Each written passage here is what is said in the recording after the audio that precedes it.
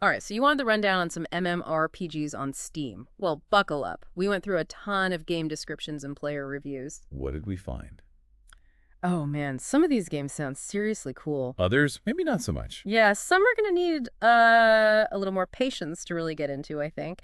But the variety, wow. We're talking giant spaceship battles, anime-style fighting, even like surviving in the Stone Age, like Jurassic Park, but online and less running from T-Rexes. It really is incredible how diverse the MMORPG scene has become. It's not just all wizards and dragons anymore. Exactly. And today we're going to take a deep dive into 5 really different games, starting with the Infinite Black 2. The Infinite Black 2. Yeah, where you can build a whole fleet of spaceships Nice. and try to conquer the galaxy, hopefully with your buddies right there alongside you. I'm seeing a trend here, that team-up aspect. A lot of these games, it's like they're pushing back against that whole online gaming can be isolating thing. Right, like the virtual world is actually bringing people together, which, kind of ironic. But speaking of virtual worlds, up next we've got 2 games set in, get this, the Sword Art Online universe. The anime. Yep. First up is Lost Song, where you can ditch Kirito and actually fly around with all your favorite SAO characters. Being able to play as the other characters, especially in such a popular series, I can see that being a huge draw for fans. It's a whole new level of immersion. Like, you're not just watching the story anymore. You're in You it. get to be part of it. And if alternate timelines are more your thing, we've got Sword Art Online, Hollow Realization. What's that one about? What if Kirito didn't beat the game on floor 75? Oh, wow. This game explores that. Clever. Taking the existing story, twisting it up a bit, gives the fans something new but still familiar. I like it. It's like a whole secret season of your favorite show. Then we're ditching all the futuristic stuff, going way back to the Stone Age with One Life, in Next Life. Early access survival game, super big on working together, but here's the twist. When you die, you're reborn as another player's baby. Whoa, wait. You're telling me death isn't the end? That's pretty intense. Makes you think twice about every decision. Right. Definitely adds a whole new level of strategy. And finally, we'll be checking out Book of Travels, a tiny MMORPG, emphasis on the tiny. Tiny. Yeah, smaller player base, which actually kind of makes sense when you think about it.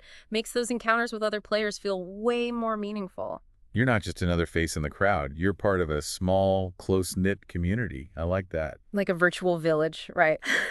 So ready to jump into the Infinite Black 2 and see what this space adventure is all about. Lead the way. Okay, so the game promises these epic fleet battles, encounters with aliens, and enough resource trading to impress a Ferengi. Sounds ambitious. But the big thing is, you're not doing it alone.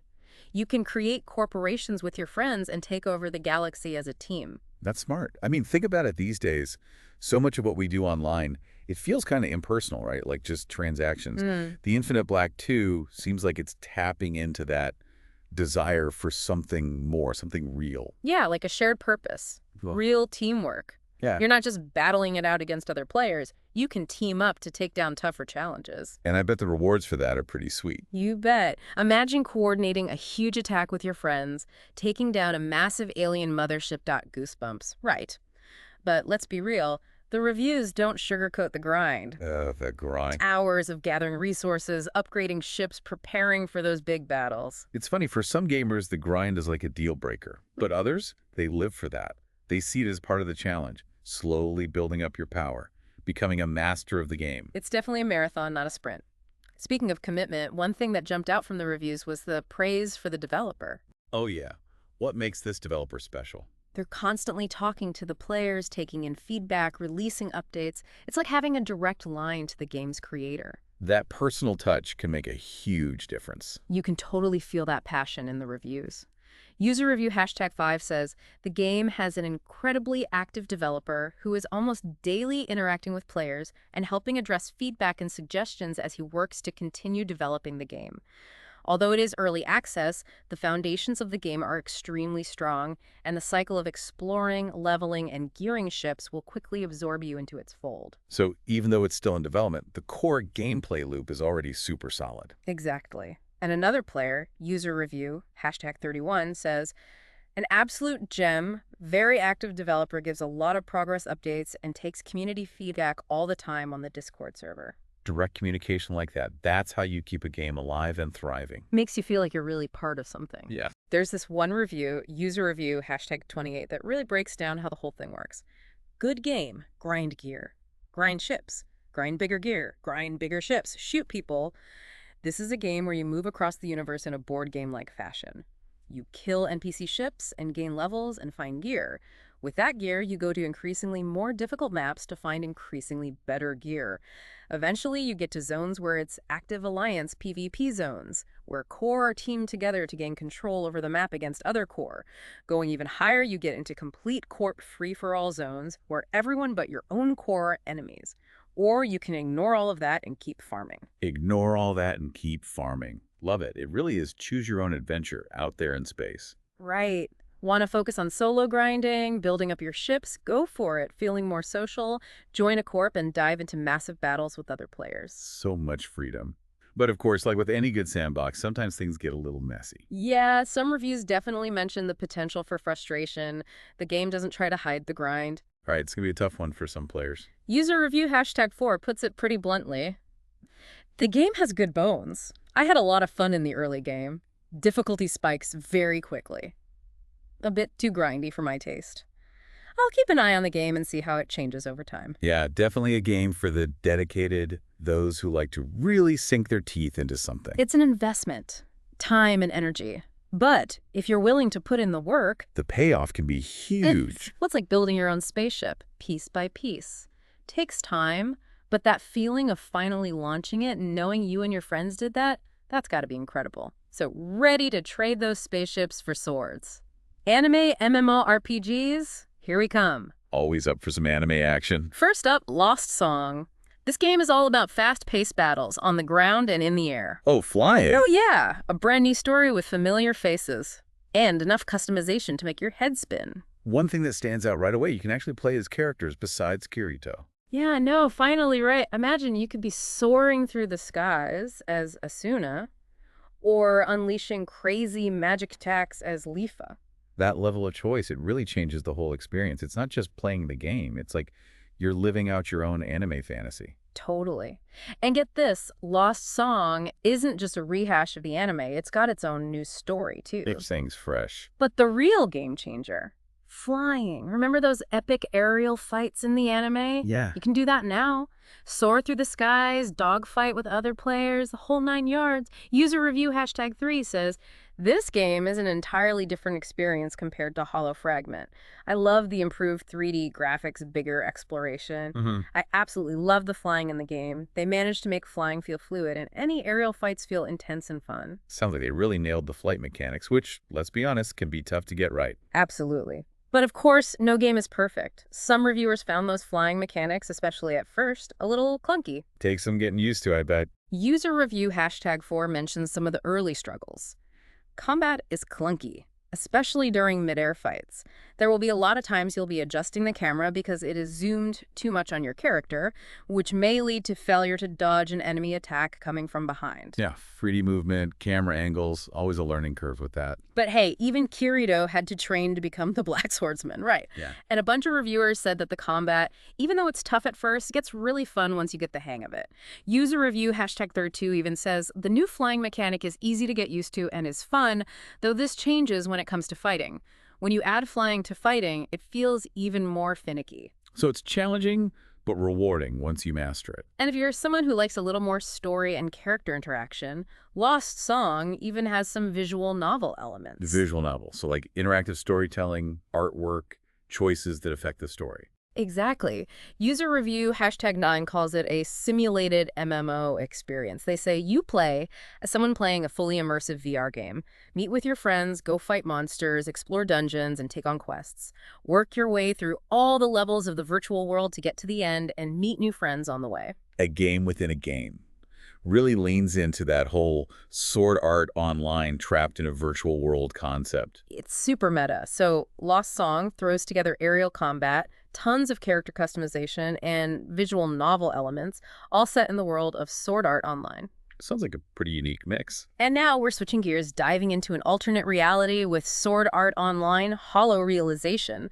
What if Kirito hadn't beaten Heathcliff on floor 75? What if the game just kept going? Talk about a cliffhanger, I'm already hooked. Right. This game explores that. And from the reviews, it doesn't disappoint. This game is massive, a huge world, tons of combat, and enough character customization to make your head spin. Sounds intense. User review #1 says, "Let me preface this by saying that this game is a lot bigger than I expected. Upon putting many, many hours into the game, I started to realize that if I could see a character walking around in town, I could invite them and build a relationship with them. Literally anyone. I could give them weapons or armor to better suit my tastes." This game was definitely ahead of its time due to the sheer scale of it compiled with the amount of content available. And to top it all off, there is a NG plus mode AND online multiplayer. Need I say more? 50 hours in and barely scratched the surface? Exactly. This game is a commitment. But the good kind, you know. And speaking of the good kind, the combat, How? man, it's deep. Like how? User review #10 breaks it down. The game has a skill tree system where you can unlock sword skills for different kinds of weapons. There is a lot of interaction you can do with the other characters, even the generic ones. Sounds like a lot more than just mindless button mashing. Right! You gotta understand your character strengths, master different weapons, work as a team with your party members. So strategy is key. Definitely. But no JRPG would be complete without a good dose of grind. Well, the grind. Can't escape it. User review #2 warns, "This game is directed at a very specific audience, mainly the ones that are crazy fans of SAO and JRPGs. Give the game a try, although most people did not like it very much. When you reach level 150, the game starts to become too easy. Since there are not many enemies above level 200, you basically become OP. Sounds like maybe the late game could be a little unbalanced. Maybe, especially if you're a seasoned JRPG player. But hey, sometimes it's fun to just be completely overpowered, you know? Oh, for sure. Like you're the hero in an action movie, just mowing down everything in your path. And speaking of leveling up, Hollow Realization has a pretty involved crafting system. Crafting. Love it. It's rewarding, but also the randomness can be a little frustrating. User review #8 says, "The blacksmithing system was hit and miss enhancing weapons. You are at the mercy of RNGs a lot." Yeah, sometimes it feels like you're praying to the RNG gods for a good roll. All right, before we move on, we got to talk about the graphics. Oh yeah, what's the verdict? Well, Hollow Realization was originally a PS Vita game, so visually it might not be quite as impressive as some of the newer MMORPGs out there. Gotcha. User review #32 puts it simply. Like its predecessor, this game is ported from the PS Vita, so don't expect graphics on the level of Trails of Cold Steel LOL. Graphics aren't everything, though. If the gameplay is solid, the story's engaging, that can make up for a lot. Exactly. It's a reminder that sometimes those hidden gems, the ones that aren't all flashy graphics, those can be the most fun. Agreed. So, ready to ditch the swords and magic for a bit? Let's go prehistoric with One Life in Next Life. This early access survival game is as gorgeous as it is brutal. Sounds intense. It is. You're thrown into this world where danger is everywhere, survival is a constant struggle, and the only thing you can really rely on is your tribe. Emphasizing that community aspect again. Definitely. And from the reviews, it sounds like they really nailed that feeling of immersion. Like you're really there, back in the Stone Age. Yeah. The visual style is amazing. How so? Landscapes are beautiful. You've got forests, plains, mountains, rivers. The animals look incredible. And the people. Yeah, the characters themselves, even though they're dressed in prehistoric clothes and using primitive tools, you still get this sense of humanity from them. It's kind of cool. They're relatable. User review #6 says, "One Life in Next Life is a beautiful game with gorgeous art and animation and has such a very interesting and replayable game loop. The minimal sound design is great at immersing you in this primitive age as well. I want to add that this game that requires patience and time to learn, but it's so rewarding when you get it. The art, animation, sound design, systems, and core gameplay all merge together to make a very replayable, sometimes tense, but beautiful and rewarding game." Wow, quite the endorsement. But it's more than just looks. The mechanics are really well thought out, you gotta be strategic, learn to adapt, and the whole game is built around working together. Makes sense for a survival game, especially one set in that time period. Unlike a lot of other survival games where it's every person for themselves, One Life wants you to work as a team. Gather resources, build shelter, all that. Exactly. And it's not just about staying alive. There's this whole reincarnation mechanic. When you die, you don't just respawn somewhere random. You're reborn as a baby into another player's family. Whoa, that's different. Talk about interdependence. Your survival is literally in someone else's hands. Right.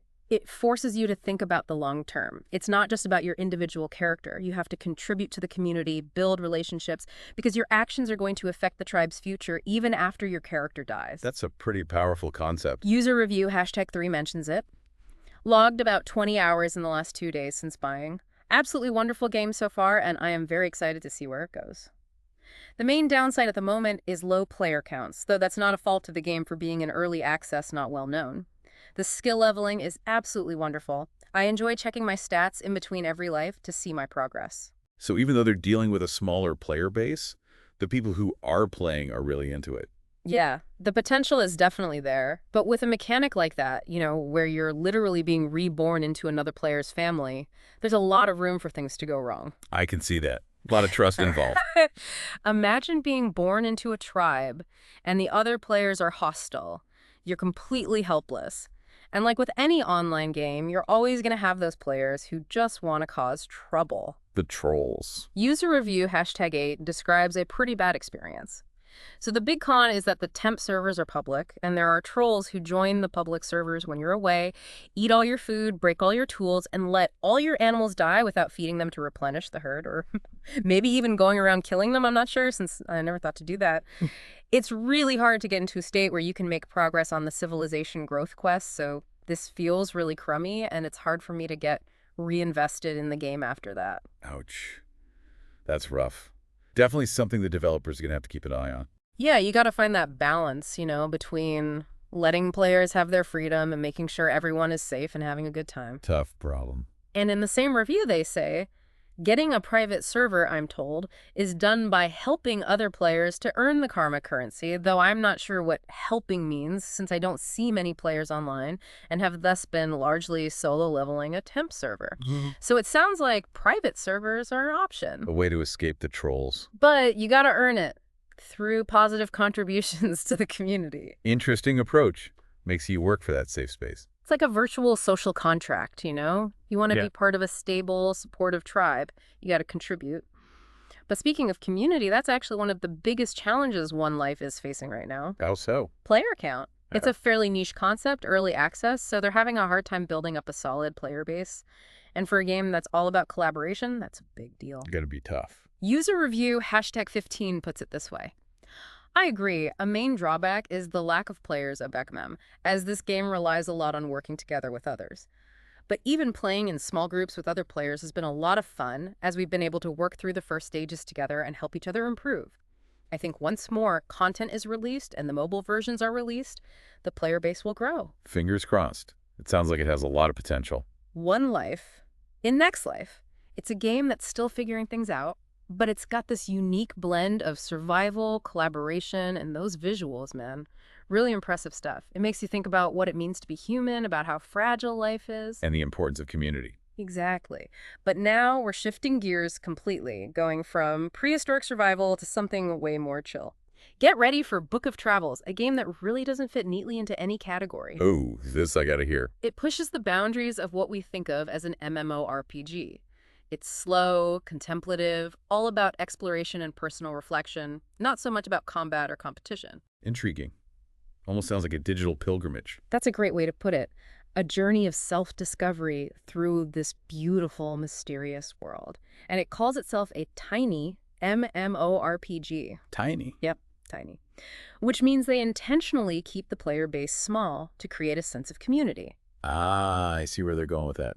Instead of being lost in a sea of anonymous faces, every encounter becomes meaningful. Like you're part of a close-knit village, not a bustling city. And players really seem to connect with that aspect. User review #1 describes it this way.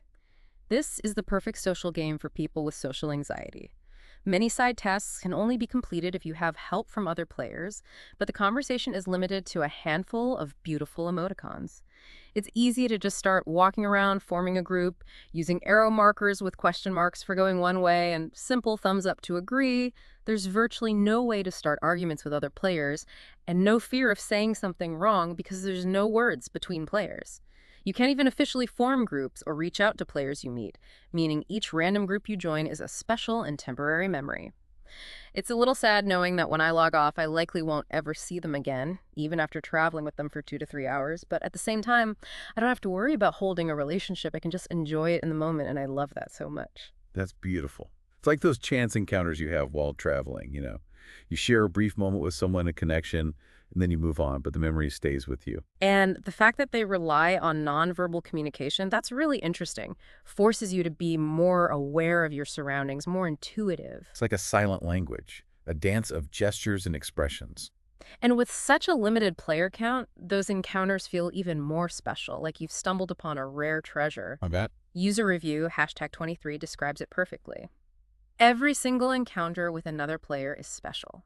The world is vast, though not fully open in early access, but the player size is tiny, 7 players per server. Similar to combat, this minimalist approach means that you rarely see any other players in-game, so when you do, it becomes a cool moment. In most MMOs, I simply run past thousands of other players without paying them any mind.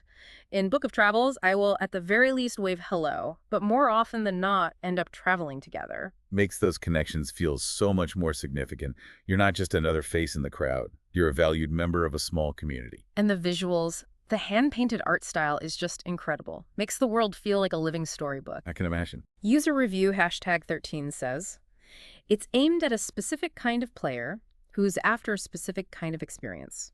One that I would compare to the feel of the anime Mushishi, if you happen to be familiar.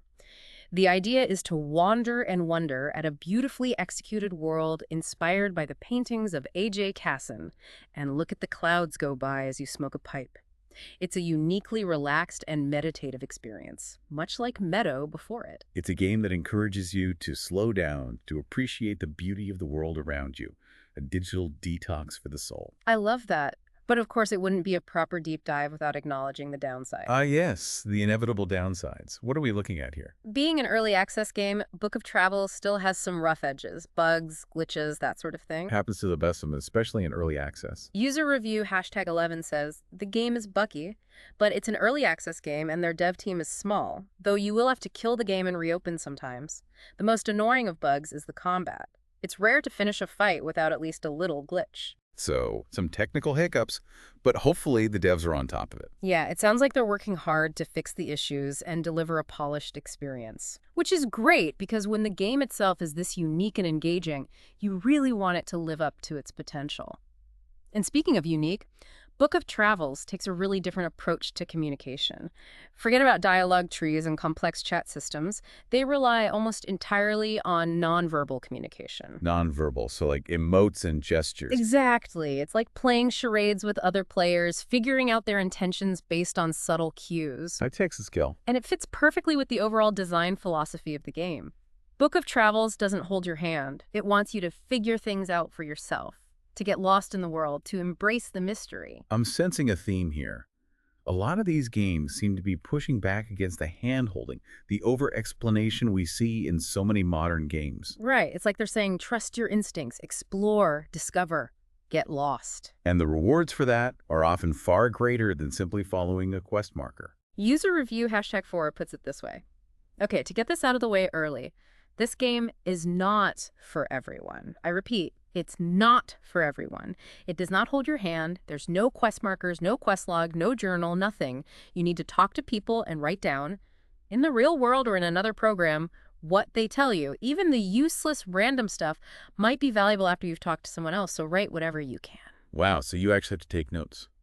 Like with pen and paper. That's dedication. It's old school. And for some players, that's exactly what they're looking for. A game that respects your intelligence, that trusts you to find your own way. Exactly. And speaking of finding your own way, let's talk about combat. Book of Travels isn't really a combat-focused game, but when you do encounter enemies, it gets pretty intense. Oh, what's the combat system like? It's all about timing and precision. No button mashing here. You gotta wait for the perfect moment to strike. Sounds strategic. High stakes. User review #23 calls it a risk-reward system. They say, the longer you wait to attack, the better chances you have of landing a blow. Though if an opponent lands a blow against you, it will stagger you and knock your hit chance down. So patience is key. But you've also got to be aware of your surroundings, ready to react. Sounds like a real test of skill. And user review hashtag 17 really captures that feeling. You feel every attack. It is a risk-reward system. The longer you wait to attack, the better chances you have of landing a blow. Though if an opponent lands a blow against you, it will stagger you and knock your hit chance down. You're not spamming hotkeys or waiting for cooldowns here. You're simply waiting for the best time to strike. And as such, this game offers some of the most tense battles in any MMO I've ever had. It's visceral. You're not just clicking buttons. You're engaging in a real duel of wits and reflexes. And now for something completely different, let's talk about the economy. Economy? What's so special about that? Don't they all have economies? Forget about gold coins. Book of Travels does things a little differently. They have a barter system. Barter. Like trading goods for goods. Yep. Imagine yourself as a merchant traveling the Silk Road, haggling for the best deals, figuring out the value of different items in different regions. That's fascinating. It completely changes the way you think about the game world. User review hashtag 23 explains it perfectly. Barter system. There's no currency in the traditional sense. Rather, every item in your inventory has a trade value.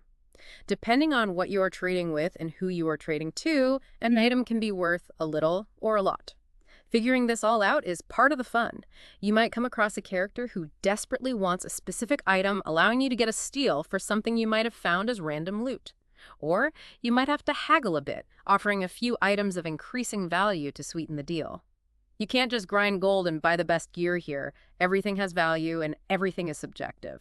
This alone elevates this game above most other MMOs. That's brilliant. It forces you to think about the world in a whole new way. It's not just about accumulating wealth. It's about understanding the needs and desires of the people you're interacting with. And building those relationships. Exactly. Okay, we've covered a lot here. The art, the bugs, the combat, the barter system.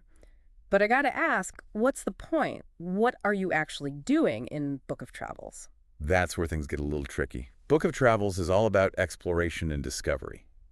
There isn't really a clear objective or end goal. No quest log and no main storyline. Nope. You're creating your own adventure, setting your own goals. It's like being given a blank canvas and told to paint your own masterpiece. A game for people who like to forge their own path. Exactly. User review hashtag 12 describes it as an experiment in immersive and collaborative world design, which I think sums it up pretty well. It's trying to be something different, something that challenges the norms of what we think of as an MMO. A bold move. And this one reviewer, user review hashtag 17, describes the world so beautifully, they say.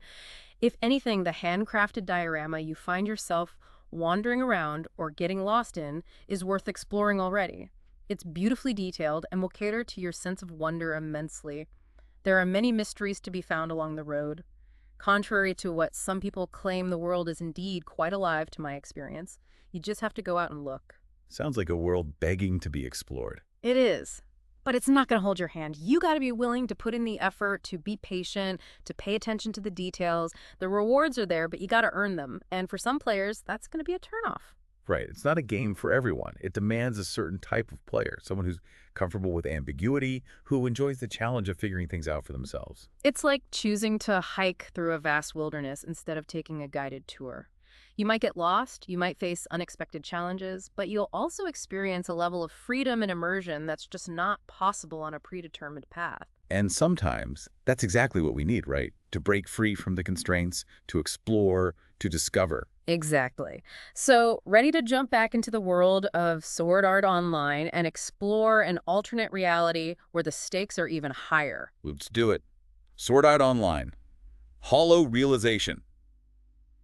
Okay, I'm ready to see where this alternate reality takes us. This game throws us into a world where the death game is still going on. Kirito never beat Heathcliff, so the threat of death is still very real. That's heavy. Must really mess with the characters' heads. Oh yeah, they're dealing with some serious trauma, but it also shows how resilient they are.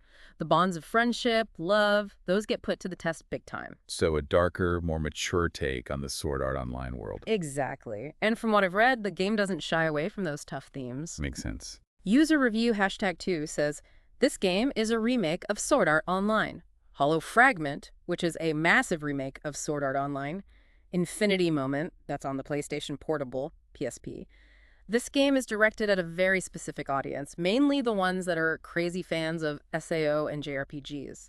give the game a try, although most people did not like it very much. So maybe not for everyone, but definitely for the hardcore fans. It's like taking an old story and giving it a fresh coat of paint. You see things you might have missed the first time around. I could dig that. Exploring those familiar characters in a whole new light. But even if you're not a diehard fan, Hollow Realizations still has a lot to offer, especially if you're into those classic JRPGs with big worlds and complex combat systems. I do love a good JRPG. One thing that keeps coming up in the reviews is just how huge this game is. Huge like how? User review #1 says, "Let me preface this by saying that this game is a lot bigger than I expected. Upon putting many hours into the game, I started to realize that if I could see a character walking around in town, I could invite them and build a relationship with them, literally anyone. I could give them weapons or armor to better suit my tastes. This game was definitely ahead of its time due to the sheer scale of it, compiled with the amount of content available. To top it all off, there is a NG Plus mode and online multiplayer. Need I say more?" Need I say more? I think that sums it up perfectly. They went all out with this one. They did. And that online multiplayer, it adds a whole other dimension. You can team up with friends, explore dungeons, even battle it out in PvP. PvP, always fun. So basically, if you're looking for a game that'll keep you busy for a long time, this is it. Oh, definitely. And on top of all that, they even introduce a brand new storyline, one that goes off in a different direction from the anime. So it's not just a rehash of the same old story. They're actually giving us something new. They are. It's a fresh take on the Sword Art Online universe, and it seems like they did a really good job with it. Impressive. But let's not forget the combat. It's a blend of real-time action and strategy. You control your character directly, you gotta dodge attacks, string together combos, and work with your party to take down those tougher enemies. Sounds pretty engaging. User review #10 describes it this way. "The game has a skill tree system where you can unlock sword skills for different kinds of weapons. There is a lot of interaction you can do with the other characters, even the generic ones." So there's depth to the combat. It's not just about spamming attacks. Right, you got to think about your build, your strategy, how your abilities work together with your teammates. It's a lot to manage, but that's what makes it so satisfying when you finally master it. And then there's the grind. Oh, yeah. Can't forget about the grind. User review #2 says, "When you reach level 150, the game starts to become too easy, since there are not many enemies above level 200. You basically become OP. The bosses are. Well, they're not that hard to beat if you have enough experience and know what to do." So maybe the difficulty curve flattens out a bit in the later stages. It seems that way. But hey, sometimes it's fun to just be overpowered. True that. Sometimes you just want to steamroll through everything. It's cathartic. And then there's crafting. Always a fan of a good crafting system. E2? What's this one like? Rewarding, but also pretty random. User review #8 says, "The blacksmithing system was hit and miss enhancing weapons. You are at the mercy of RNGesus a lot." Ah, the RNG gods. Always a gamble. Sometimes you get lucky, sometimes you're pulling your hair out. I gotta address the elephant in the room. The graphics. Oh yeah, the PS Vita port, right? Yeah. What are we looking at? User review #32 sums it up nicely. "Like its predecessor, this game is ported from the PS Vita, so don't expect graphics on the level of Trails of Cold Steel." Lol. So, not exactly cutting edge, but hey, as long as the gameplay is solid, that's what really matters. Exactly. It's a reminder that graphics aren't everything. Couldn't agree more. So, are you ready to ditch the swords and sorcery for a bit? Let's go prehistoric with one life in Next Life. Prehistoric, you say? Uh, Take me back to the Stone Age. This early access survival game, it's brutal, but it's also incredibly beautiful. Beautiful. How so? The visuals are amazing. Lush forests, rolling plains, towering mountains. Even the animals are incredibly detailed. So they really went all out on the atmosphere. They did. You really feel like you're dropped into this prehistoric world. And it's not just about surviving against the elements and predators. The game really emphasizes the importance of community. Makes sense. Back then, you couldn't survive on your own. You needed your tribe. Exactly. And One Life really captures that feeling of interdependence. Yeah. You have to work together to gather resources, build shelters, protect each other. Sounds like my kind of game. Cooperation over competition. And then there's the reincarnation mechanic. Reincarnation. Yeah, when you die, you're reborn as a baby into another player's family. Whoa. That's a unique twist. It is. And it creates this really interesting dynamic. Your survival literally depends on the other players. They're putting your fate in their hands. Exactly. User review #6 says, "One Life In Next Life is a beautiful game with gorgeous art and animation and has such a very interesting and replayable game loop. The minimal sound design is great at immersing you in this primitive age as well. I want to add that this game that requires patience and time to learn, but it's so rewarding when you get it. The art, animation, sound design, systems, and core gameplay all merge together to make a very replayable, sometimes tense, but beautiful and rewarding game. High praise indeed. Sounds like they've managed to create a really immersive and engaging experience. But it's not without its challenges. What are we talking about here? Well, being an early access game, it's still a work in progress, and with a mechanic like the reincarnation system, there's a lot of room for things to go wrong. Right, a lot depends on the other players. What happens if you're born into a tribe that's not so welcoming? Exactly. And of course, there's always the potential for toxic behavior, even in a game that's supposed to be all about cooperation. Sadly, that's true of any online game. There are always going to be those players who just want to ruin the experience for others. User review #8 shares a pretty rough experience. So the big con is that the temp servers are public, and there are trolls who join the public servers when you're away, eat all your food, break all your tools, and let all your animals die without feeding them to replenish the herd. Or maybe even going around killing them, I'm not sure, since I never thought to do that. It's really hard to get into a state where you can make progress on the civilization growth quests, so this feels really crummy, and it's hard for me to get reinvested in the game after that. Yikes. That's a nightmare scenario. Hopefully the developers are working on ways to mitigate that kind of behavior.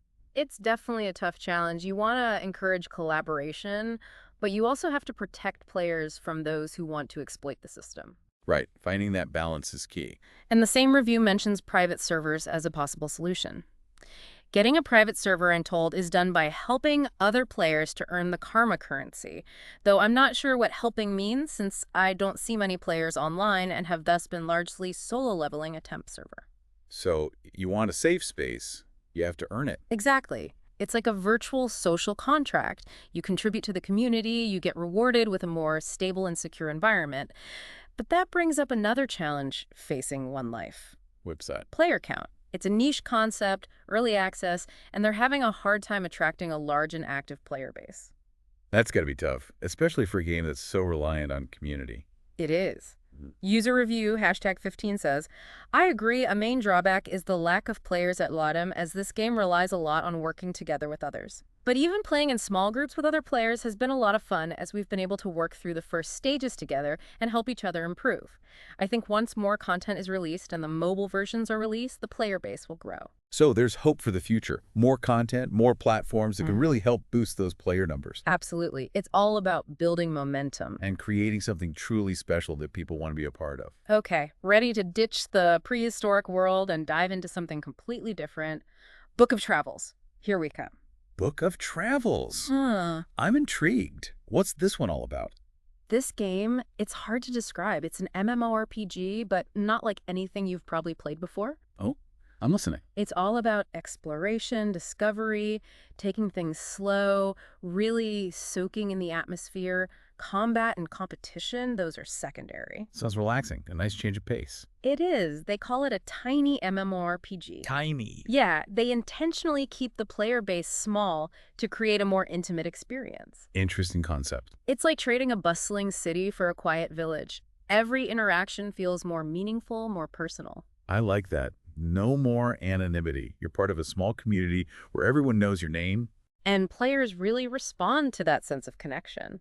User review #1 describes it this way. This is the perfect social game for people with social anxiety. Many side tasks can only be completed if you have help from other players, but the conversation is limited to a handful of beautiful emoticons. It's easy to just start walking around, forming a group, using arrow markers with question marks for going one way, and simple thumbs up to agree. There's virtually no way to start arguments with other players, and no fear of saying something wrong because there's no words between players. You can't even officially form groups or reach out to players you meet, meaning each random group you join is a special and temporary memory. It's a little sad knowing that when I log off, I likely won't ever see them again, even after traveling with them for 2 to 3 hours. But at the same time, I don't have to worry about holding a relationship. I can just enjoy it in the moment, and I love that so much. Wow. That's beautiful. It really captures the essence of those fleeting connections we make in life. And the fact that they rely so heavily on nonverbal communication, it's brilliant. It forces you to pay attention, to be more intuitive, to read between the lines. Like a silent language? Exactly. And with such a limited player base, those encounters with other players become even more special. I can see that. You're not just another face in the crowd. User review #23 says, every single encounter with another player is special. The world is vast, though not fully open in early access, but the player size is tiny, 7 players per server. Similar to combat, this minimalist approach means that you rarely see any other players in-game, so when you do, it becomes a cool moment. In most MMOs, I simply run past thousands of other players without paying them any mind. In Book of Travels, I will at the very least wave hello, but more often than not end up traveling together. Makes those connections feel all the more valuable. Absolutely. And then there's the art style. It's hand-painted, absolutely gorgeous, makes the world feel like a living, breathing storybook. I'm always a sucker for a good art style. User review #13 says, it's aimed at a specific kind of player who's after a specific kind of experience, one that I would compare to the feel of the anime Mushishi, if you happen to be familiar.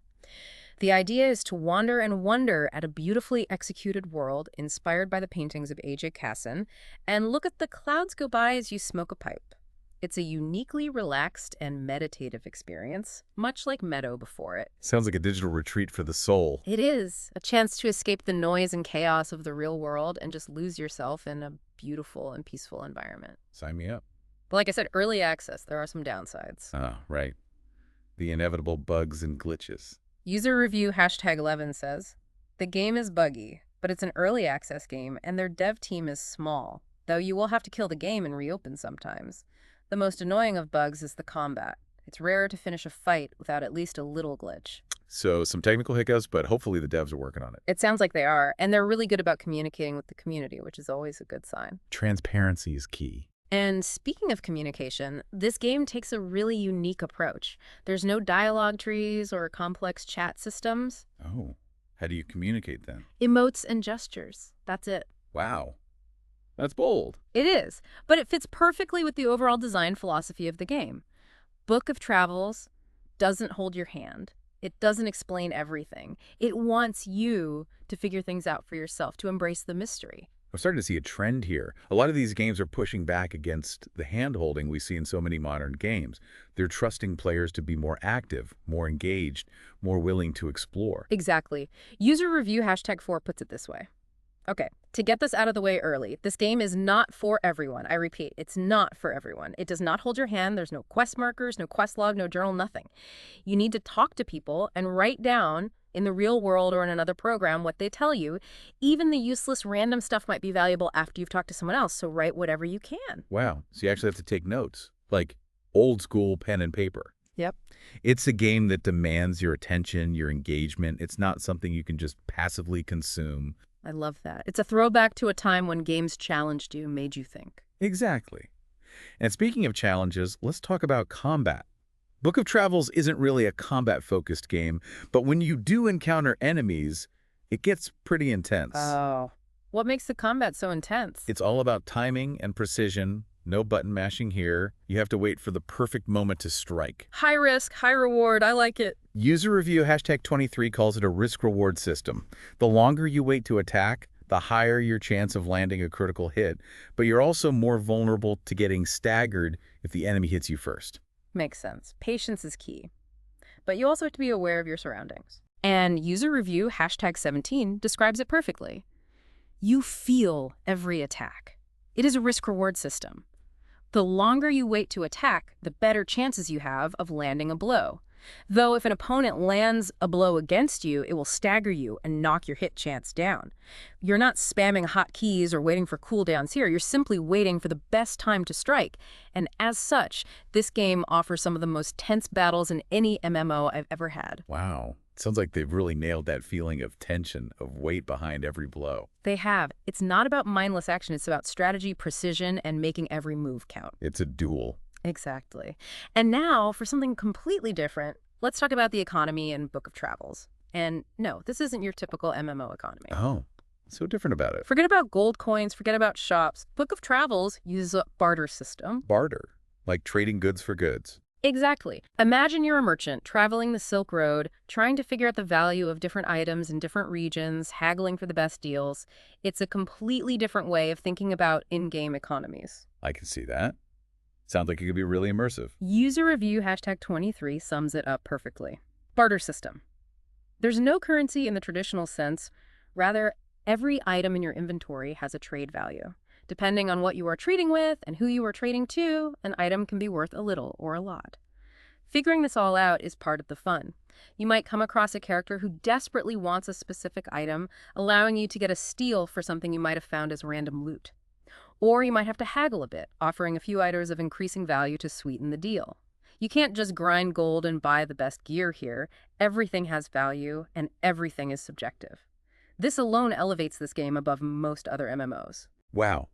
It really forces you to engage with the world in a more meaningful way. Yeah. You can't just grind for gold and buy your way to the top. You have to build relationships, understand the needs and desires of the people you're trading with, and use your wit and charm to strike a good deal. It's a completely different way of thinking about the game world and your place in it. Absolutely. And I love it. Okay, we've covered a lot with Book of Travels, the art style, the bugs, the combat, the barter system. But I gotta ask, what's the overall goal? What are you actually doing in this game?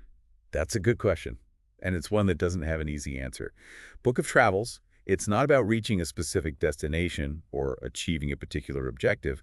It's about the journey itself. So no quests, no main storylines. Nope. You create your own goals. You decide what you want to accomplish, what you want to see, who you want to meet. So it's like a sandbox. Exactly. A beautiful, hand-painted sandbox where the only limit is your imagination.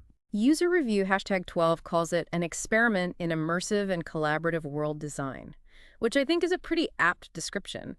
It's trying to do something different, something that challenges our expectations of what an MMO can be. And I think that's fantastic. The gaming world needs more experimentation, more games that aren't afraid to break the mold. Absolutely. And user review #17 paints such a vivid picture of the world. If anything, the handcrafted diorama you find yourself wandering around or getting lost in is worth exploring already. It's beautifully detailed and will cater to your sense of wonder immensely. There are many mysteries to be found along the road.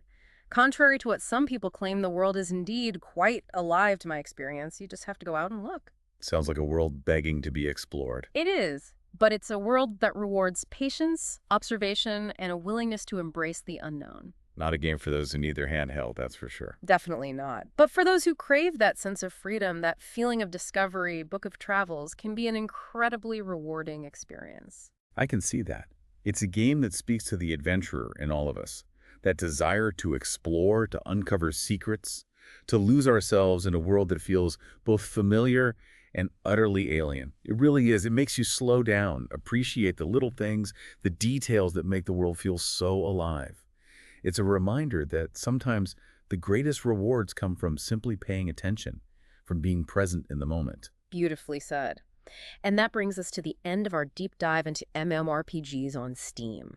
We've explored everything from spaceship armadas to prehistoric tribes, from anime-inspired worlds to quiet, contemplative journeys. It's amazing how diverse the genre has become.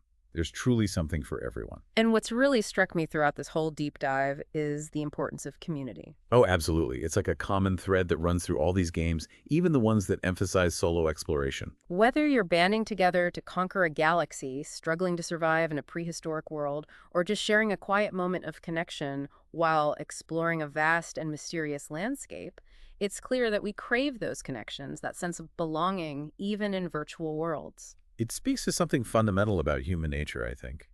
We're social creatures. We need each other. And these games, they offer us a way to connect, to collaborate, to build something together. It's really inspiring to see how these games are bringing people together, fostering a sense of community and shared purpose. And that's something worth celebrating. Absolutely. So as you continue your own journey through the world of MMORPGs, keep an open mind, embrace the unexpected, and don't be afraid to step outside your comfort zone. You never know what amazing discoveries await you just around the corner. And who knows, maybe our paths will cross in one of these virtual worlds someday. Until then, happy gaming.